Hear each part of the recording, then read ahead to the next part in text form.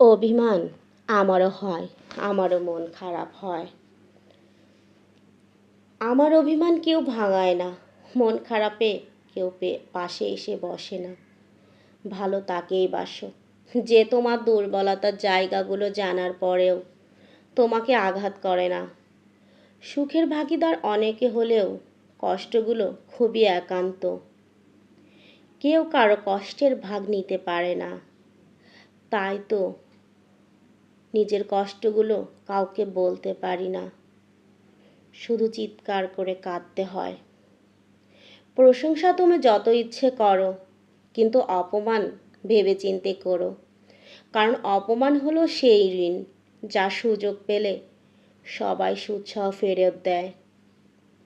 জীবনে ভালো সময় ঠিকই আসে, হঠাৎ করে কিছু মানুষের কথা মনে হলে অতীতের কিছু কালো অধ্যায় চোখে ভাসে। মানুষকে কখনোই পুরোপুরিভাবে ভোলা যায় না, কখনো না কখনো মনে পড়বেই। সেদিন অপমান করা মানুষটা আজ চোখে চোখ পড়তেই মাথা নিচু করে হেঁটে যাচ্ছে।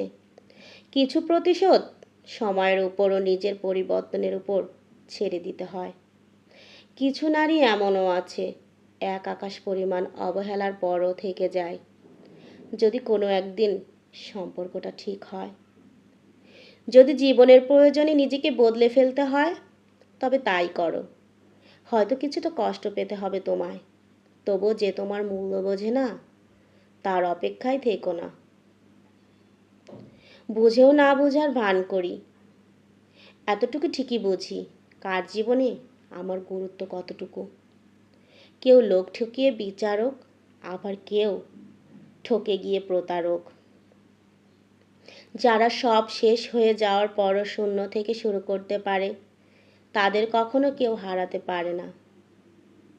আমাকে কেউ আঘাত করলে উল্টো আমি আঘাত করতে পারি না, কারণ নিজের বিবেকের কাছে আমি দায়বদ্ধ। আমার বিবেক আমার কাছে অনেক দামি।